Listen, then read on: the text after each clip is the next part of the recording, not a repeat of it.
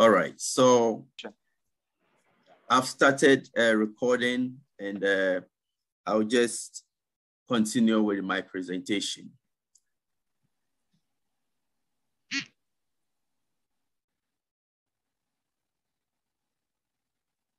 All right, so as I was saying, we're talking about traditional ecological knowledge, and traditional ecological knowledge, as I mentioned from the start, has been defined by different communities and different people, one based on their own experiences and their lived experiences. And as I mentioned, it is transmitted orally, often, and through the field-based experiences that they have with everyday life and with their natural environment. And one of the key important elements of traditional ecological knowledge has to do with the idea that the human or the natural environment is also part of the environment, and there is no separation between humans and the natural environment. So they are linked in so many sense, and there are no differences between these human beings and their natural environments.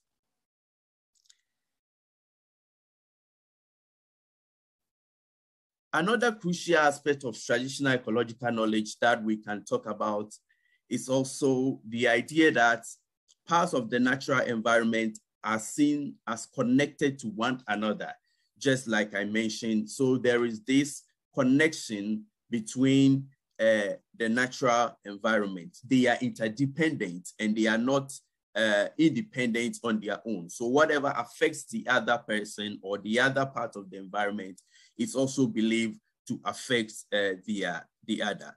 So through careful observation and theorizing and testing of feedbacks in local environment, for many years, indigenous people have gathered diverse knowledge that allows them to relate to the environment and to relate to other human population.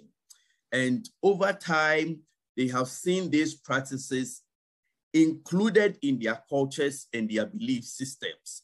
And so they have been part of their rules and norms, their everyday life. It has become a part and parcel of them.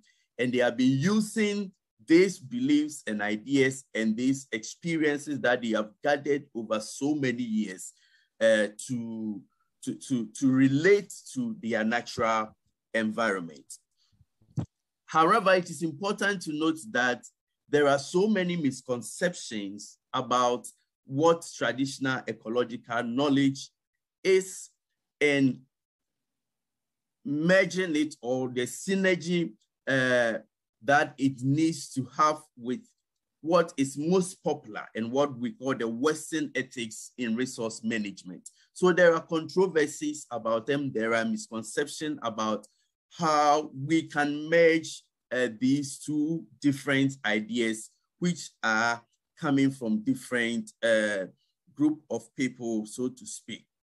And so for this purpose, for the purpose of this presentation and this paper, we sought to review some literatures around traditional ecological knowledge and Western or ethics or science in resource and management.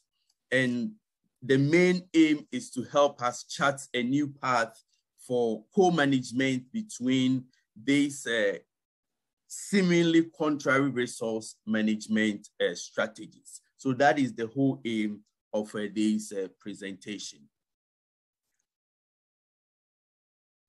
So traditional ecological knowledge versus Western ethics or science. What are some of the differences between these two forms of knowledge? So I already mentioned that one of the main ideas or core elements in traditional ecological knowledge is the idea that it is transferred orally. Mostly people, by word of mouth, that is where people transfer this knowledge to other people. Unlike Western ethics or science, which is always written and recorded for people to see. So there is a vast difference between them. Also, in traditional ecological knowledge, we see that there are observations that are made from the lived experiences of people. So they gather this knowledge through their experience in life, their relationship with the natural environment, and their own experiences. And that is why they are normally transferred orally.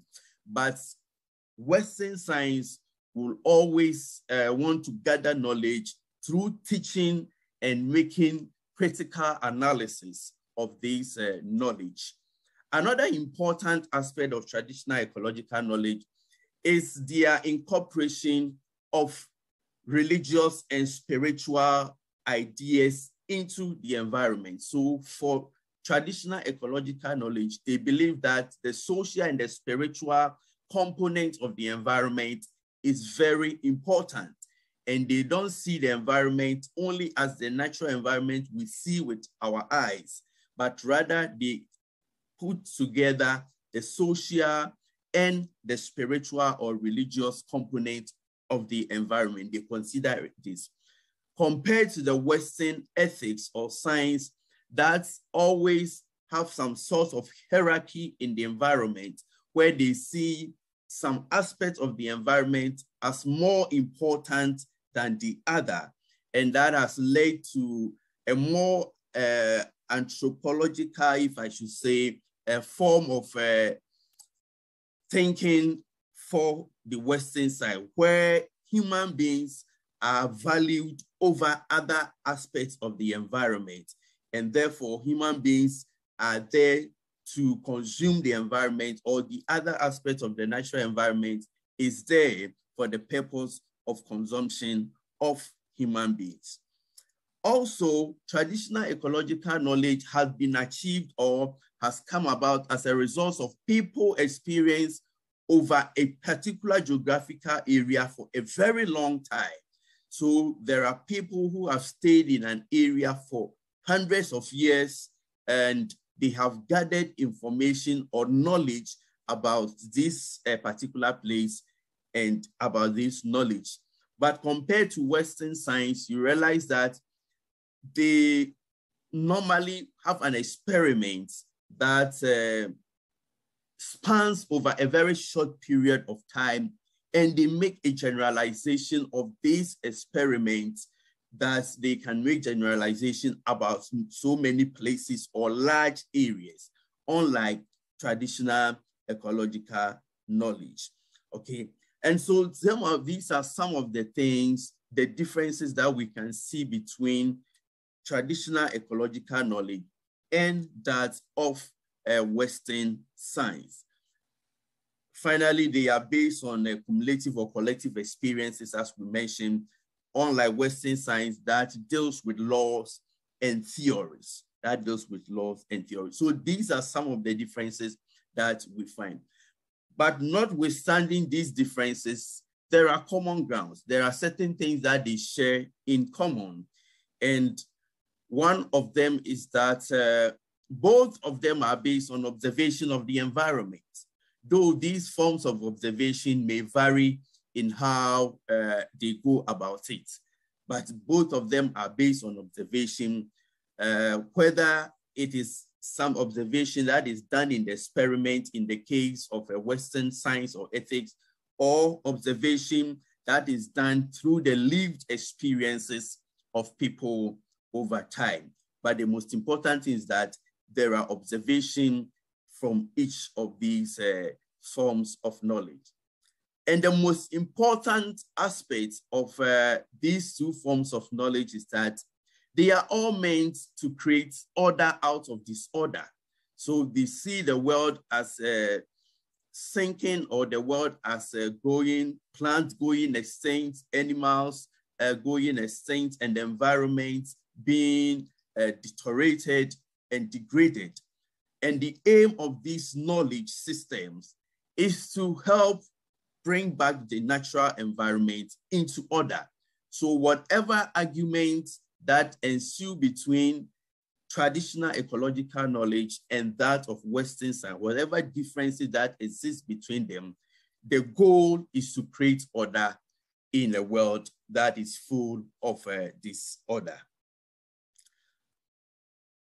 But as I mentioned from the beginning, incorporating traditional knowledge into resource management framework has been a challenge. There has always been a struggle to incorporate traditional ecological knowledge into the mainstream Western ethics or science in terms of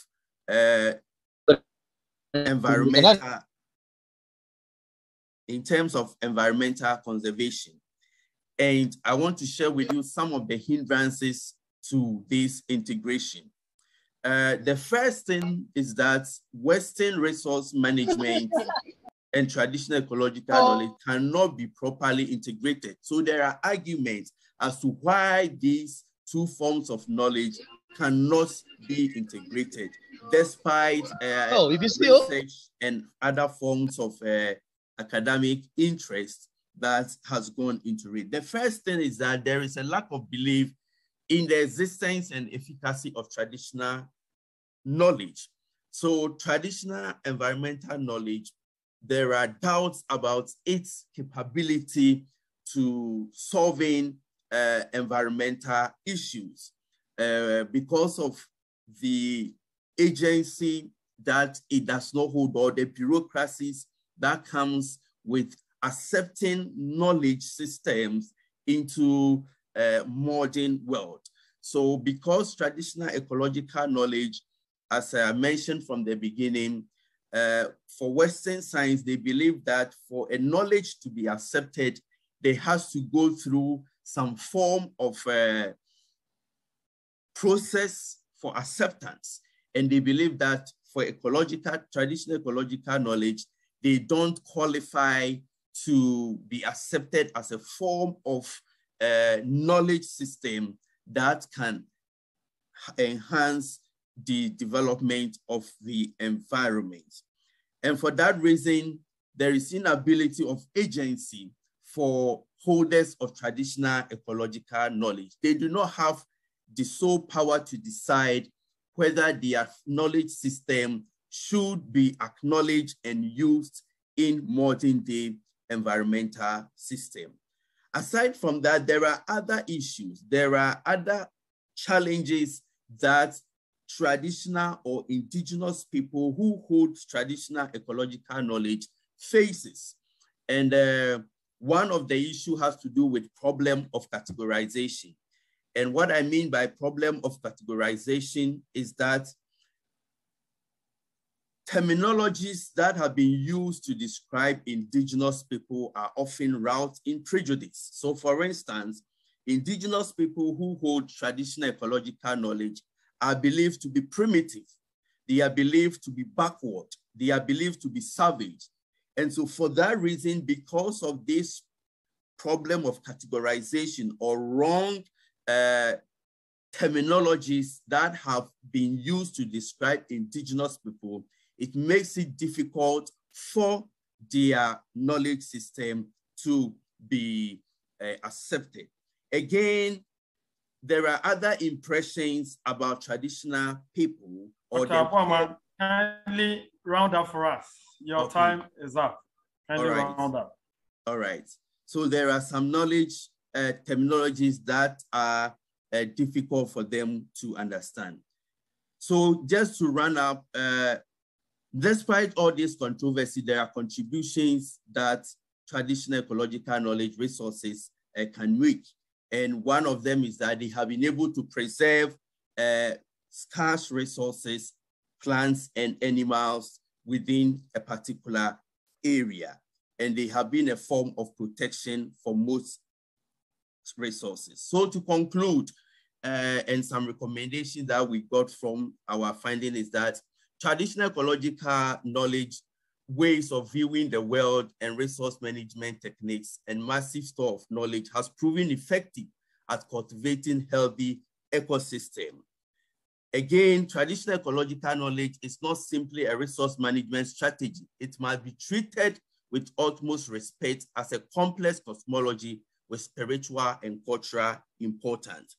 And also, finally, I want to also say that to most effectively protect indigenous control of traditional ecological knowledge and benefit from Western science, TEK and Western management must collaborate.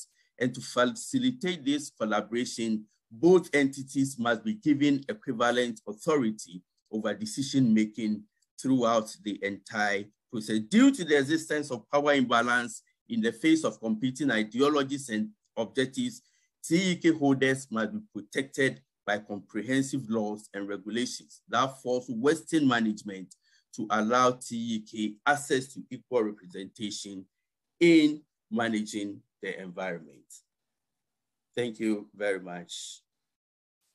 Thank you very much, Dr. Daniel Buama Asante, for this excellent presentation.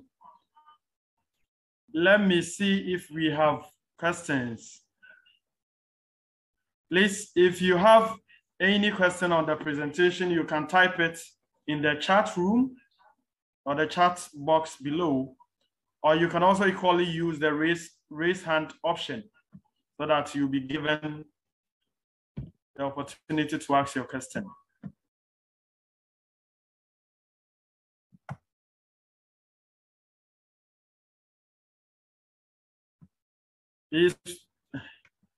Please feel free to share your questions.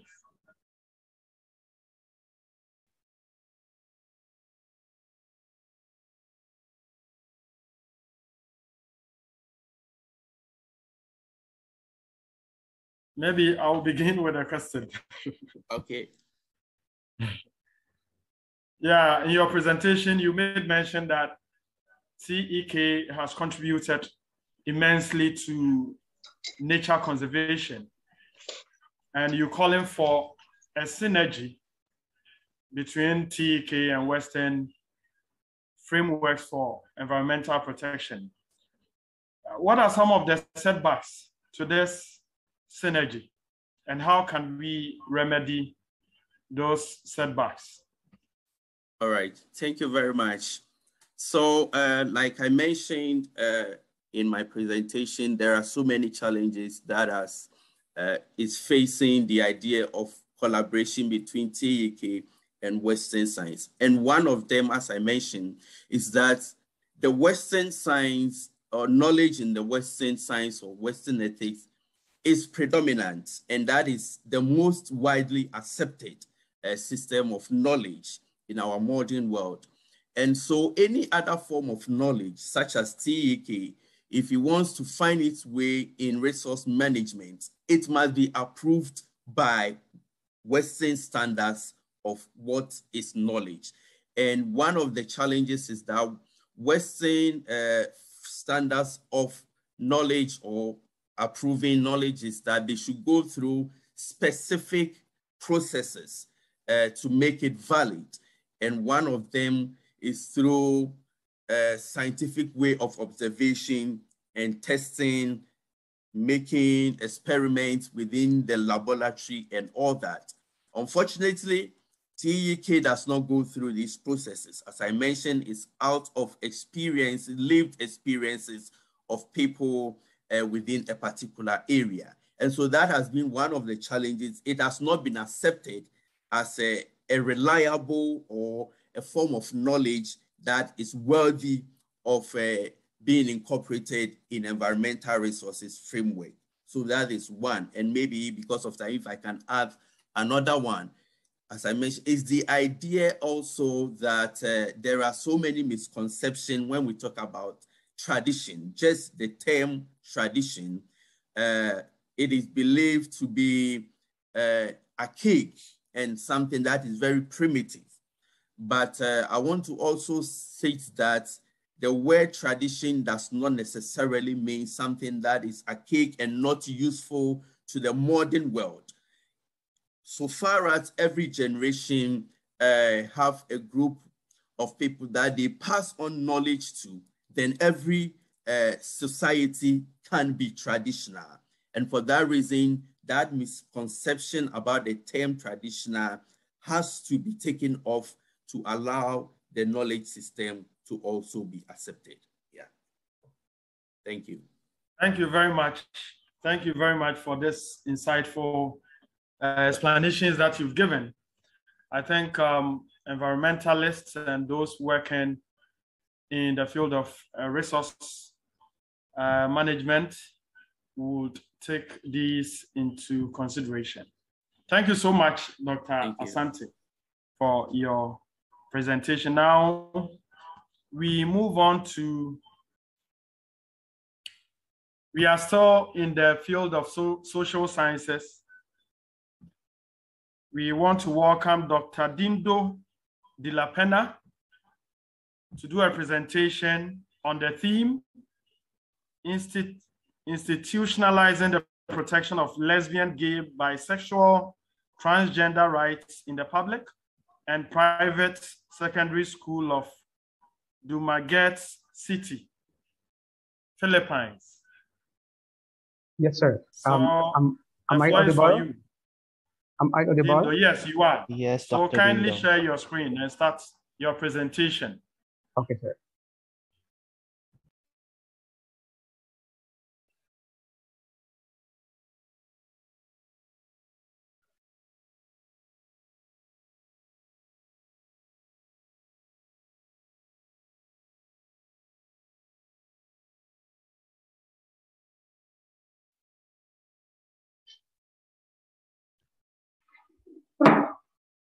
Okay, hello everyone.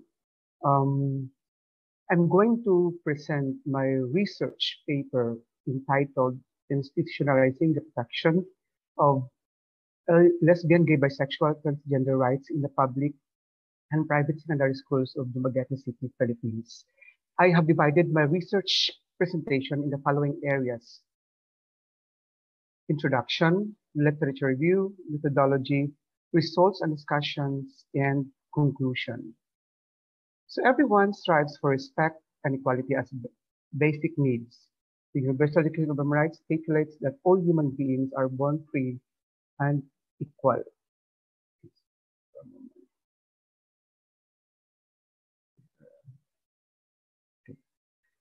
Despite this universal declaration, the global lesbian, gay, bisexual, transgender sector continually strives to get an equal footing regarding their rights above with the other members of the society, and the kind of respect and quality longed for is far from the reality, as this sector of society has been facing challenging and hostile situations every day. So in the report of the Out in the Open by News, published in the online UNESCO News, informs that students who do not confirm their sexuality... Dr. Dindo. Yes, sir? We are not seeing your introductory slide. What is projected is the results and discussions. So if you can scroll to the introductory slide, you'll help us a lot. Thank you. That one, sir. Did I start already for the introduction? What I'm saying is kindly share the slide for your introduction. What is projected now is the results and discussions. Okay. I'm going to share it. And kindly put it in a presentation mode. Your slide. Okay. Thank you.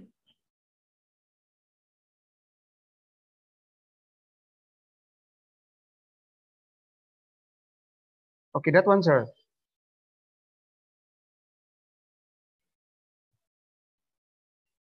Yes, please, you can continue. Okay.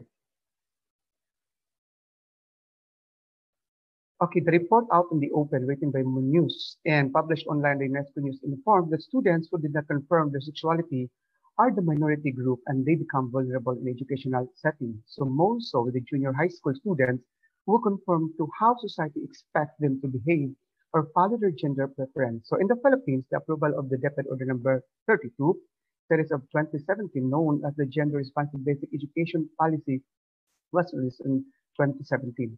So this policy provides opportunities for the LGBT students to enjoy security and safety against violence and discrimination.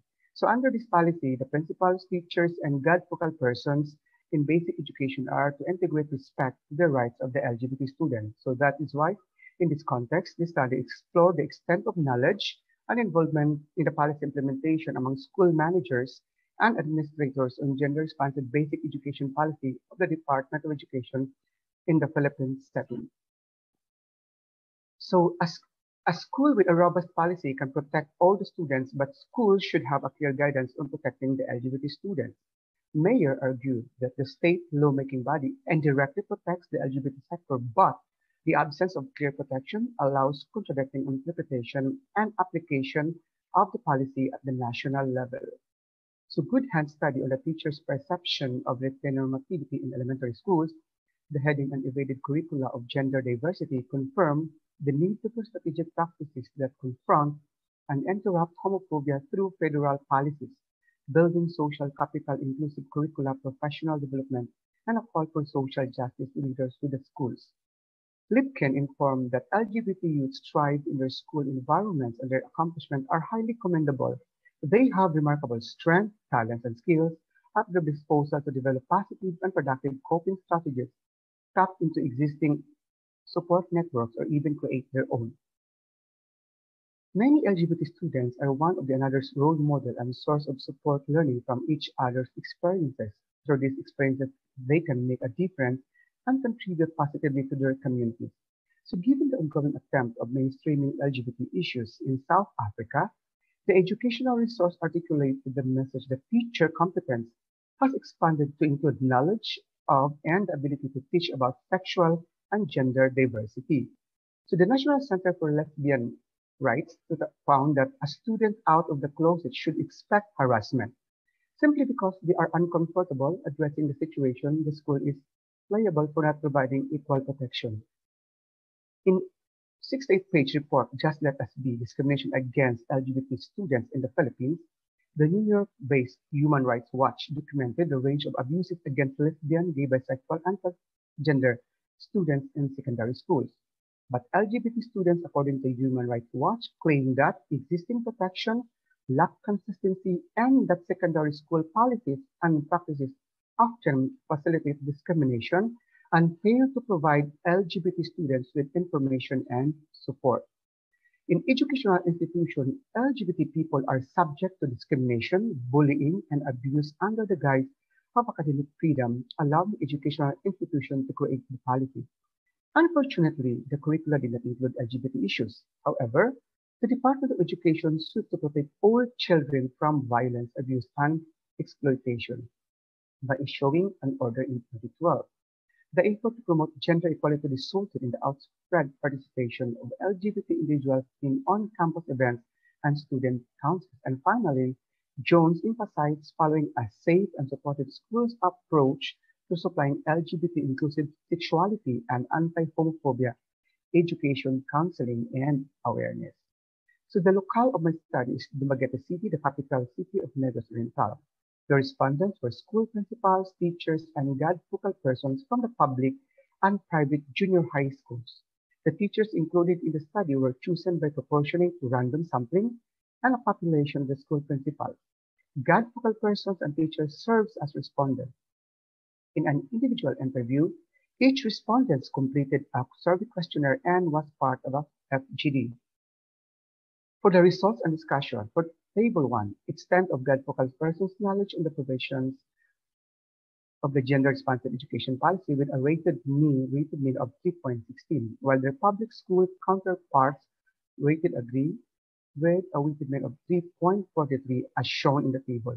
The private school respondents agree with the specific policy items except creating a gender-responsive basic education policy center for LGBT, providing adequate and responsive capacity building activities for the principal in dealing with the children in conflict, supporting policies on curriculum, instruction, and assessment consistent with the principles of human rights education. For Table 2, on the school principal's extent of knowledge of the gender-responsive basic education policy, the average rating of the private school principal is modestly agree with a weighted mean of 3.38. So on the other hand, the public school principals rated agree with a weighted mean of 3.60. However, they disagree with creating a gender-responsive basic education center for LGBT in the school providing adequate and responsive capacity building activities for the principal in dealing with children in conflict with the law, ensuring that learning resources procured from the internal sources comply with God concepts and core messages supporting policies on curriculum, instruction, assessment, and so on and so forth. For Table 3, the private school teachers agree that they have the knowledge of the gender-responsive basic education policy with a weighted mean of 3.49. However, they do not agree with creating a gender-responsive basic education center for LGBT in the school and establishing lesbian, gay, bisexual, and transgender LGBT DISC. While the public school teachers agreed with the GAD policy rated with a weighted mean of 3.41, but they do not agree with creating a gender-responsive basic education center for LGBT in the school, an assessment consistent with the principles of human rights education and establishing lesbian, LGBT, and transgender desks in schools. For Table 4, the God focal person in the private schools were really involved in the provisions of the gender-responsive basic education policy with a weighted mean of 2.18. The result reflects their lack of involvement. Hello, Dr. Dindo. Yes, sir. Please kindly scroll your slides because we are not still seeing the slide you are commenting on. Okay, sir. Excuse me, sir. We can't see the presentation, sir. I think it's stuck on the first page, sir. You can first, that one, it is already? No, sir. It's not moving in my end. No, I think sir. it's stuck on the It's first not page. moving from all ends, so kindly check. Okay, yes, it's now moving. Kindly unshare it, sir, then, and then share it again. No, it's now moving, so you can continue, please. Okay. You share because I don't have your PPT. Okay, sir. Okay, I will share it again, sir.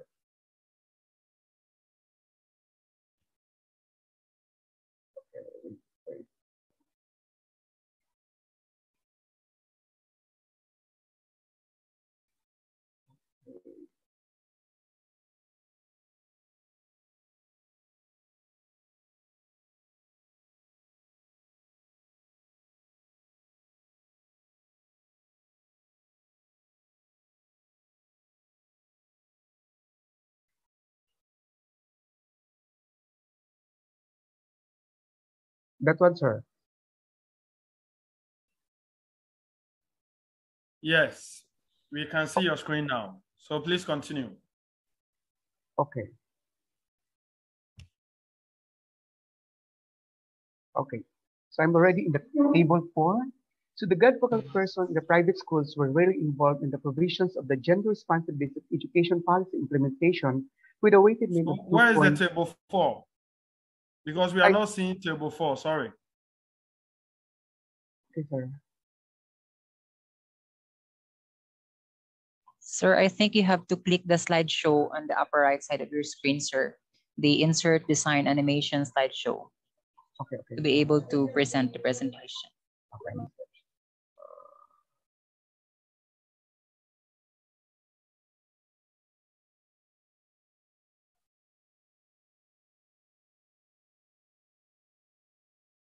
The slideshow, sir. Oh, slideshow. I already clicked the slideshow. How about that? I can't see the table in my answer.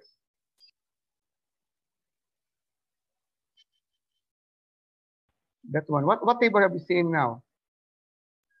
I think we are in the conclusion, or in a, I can see in my screen is that in a school context, people differ in terms of their gender responsiveness. Okay, so maybe, okay. That's slide 19, Dindo. That's slide 19. Okay. Yes, sir. We can see the slide 19. Okay, I think there's something wrong with my connection here.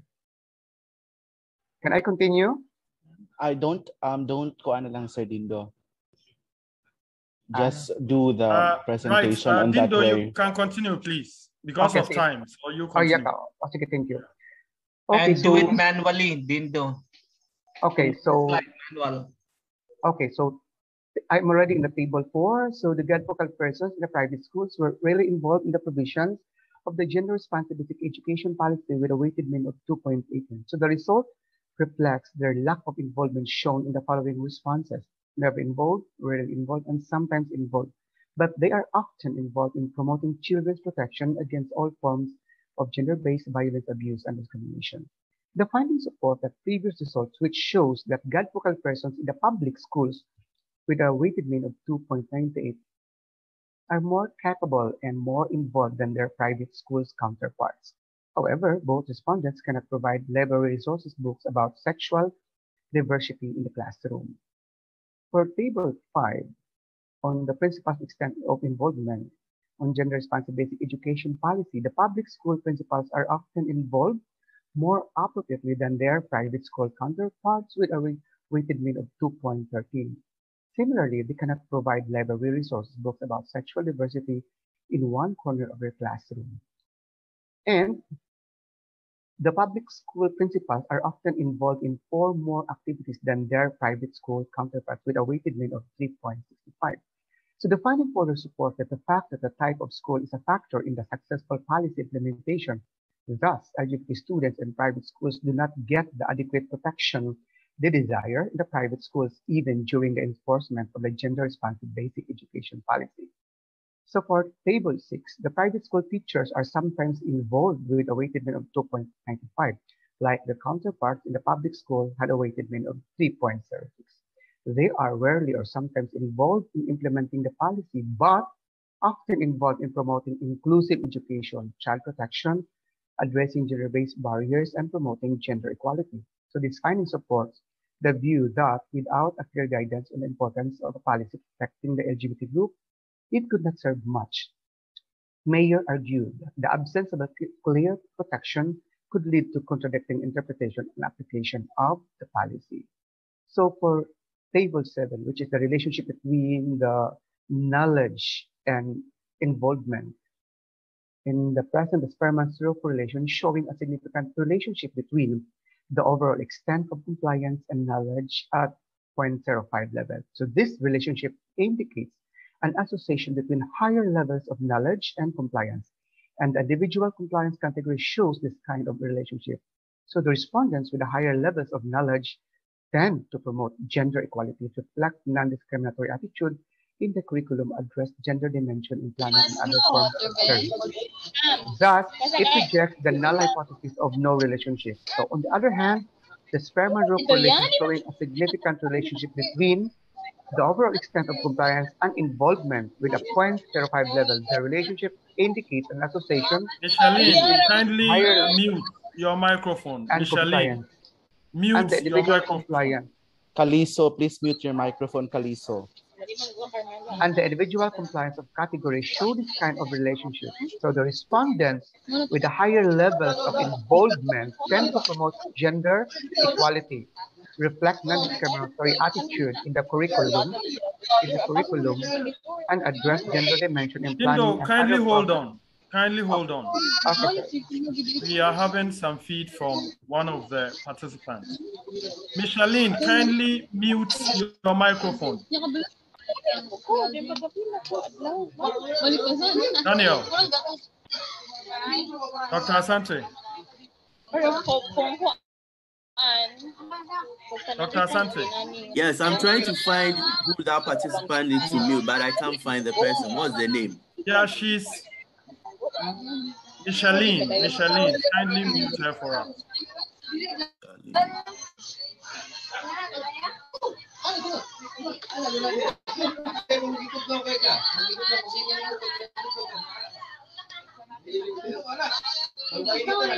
Okay.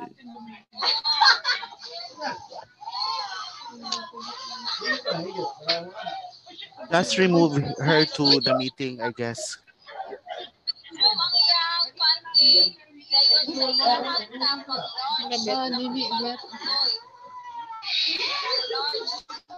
We can just, we can just kick her out from the. Yeah, bro.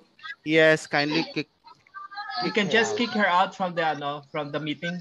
I don't seem to find the person online here. That's right. Her name starts with Norsu. I think she's from that institution. Norsu. Okay. Norsu Micheline from Philippines. Okay.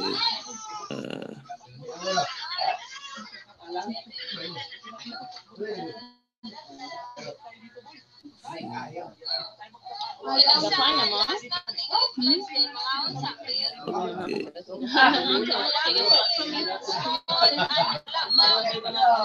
no. Kindly remove her from the meeting. Okay.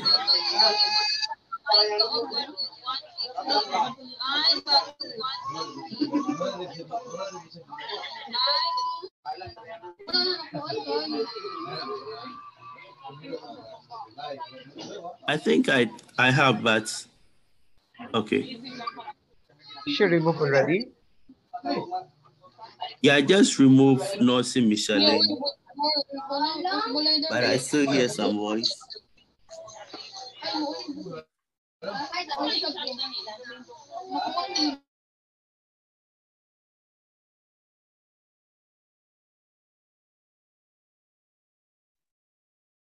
She's muted already. Yes, I've muted everyone, so you can unmute yourself and talk. Okay. So could I continue? Yes, please. Okay. So on the other Please, hand, Indo, whilst continuing, do how to move your slides so that we can follow along. okay, sir. Okay. On the other hand, the Spearman-Rowe correlation showing a significant relationship between the overall extent of compliance and involvement at 0.5 level. So the relationship indicates an association between the higher levels of involvement and compliance. And the individual compliance categories show this kind of relationship. So the respondents with the higher levels of involvement tend to promote gender equality, reflect non-discriminatory attitude in the curriculum, address gender dimension in planning and other forms of service delivery, and allocate tasks to subunits to preserve LGBT rights. Thus, it rejects the null hypothesis of no relationship. So for my conclusion,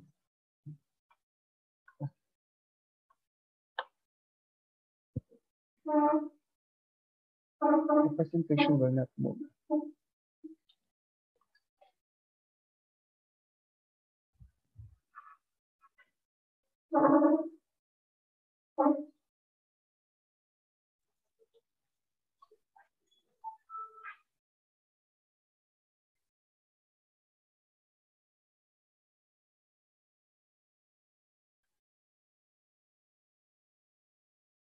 Okay, for my conclusion, in a school context, people differ in terms of their gender responsiveness. In general, dead-vocal persons are more likely to be gender responsive and principals the least. Thus, school administrators are less likely to be gender responsive than teachers and dead-vocal persons. Several factors comprising knowledge and the provision of the gender responsive basic education policy and extent of involvement in observing the provisions of the gender responsive basic education policy influence the variations in gender responsiveness in the school. So teachers, dead-vocal persons, and principals who have higher levels of these factors tend to be more gender responsive and vice versa. That's all. Thank you, everyone. Thank you very much, Dr. Dindo. And sorry for the interruptions. No problem, sir.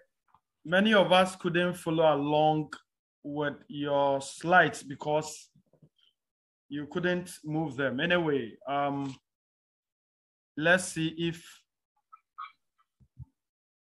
we have some questions for you. Please, you can type your questions in the chat box, or you can use the raise hand option to ask your question.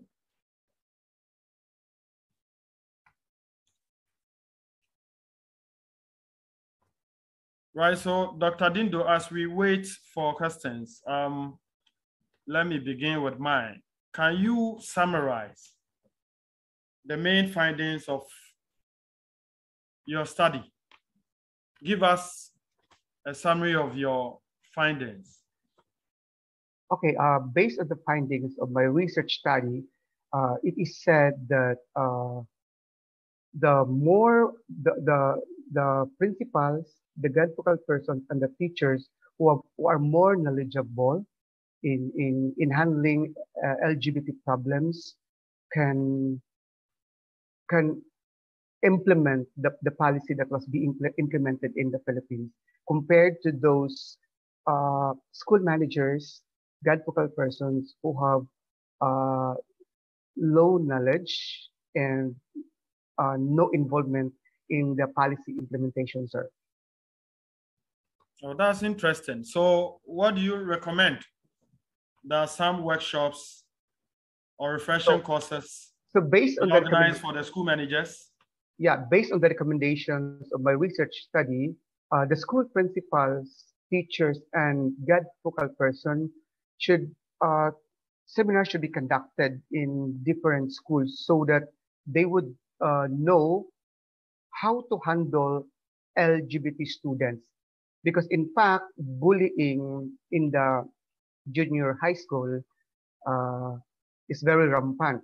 So sometimes it is the cause of some students would not attend to class, especially the LGBT. They would not like to attend classes.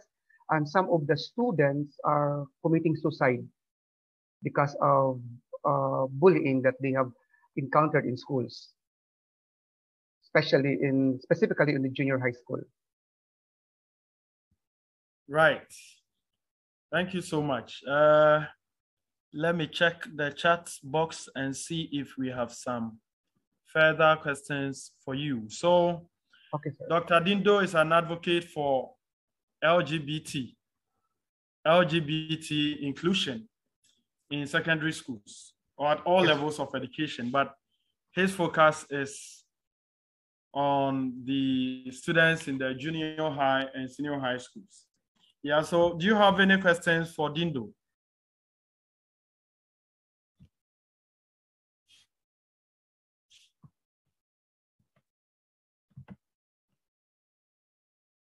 Any questions? Right. I'm very open because no remember, it is very important to know about our LGBT community, because in a country where LGBT has given an importance, specifically in the Philippines, there are 10% of the population here, because we are about 110 million population. 10% of the population in the Philippines belongs to the LGBT. So in a certain country where LGBT is accepted, then the gross development product of the country will be higher compared to the other countries in which LGBT is banned, or maybe they are not open to LGBT community. Interesting. Thank you so much. Thank you so much, okay, Dr. Dindo. Okay, thank you very much. We'll be excited to read the full manuscripts of this presentation. Okay, sir. It was already submitted. You've already submitted it. Okay. Okay, Dr. Craig. Right. Thank you so much. Okay, sir. I think we can now move on to the next presenter. We have Professor Shafagat in the room. Professor Shafagat, please, can you hear me? Yes, sir.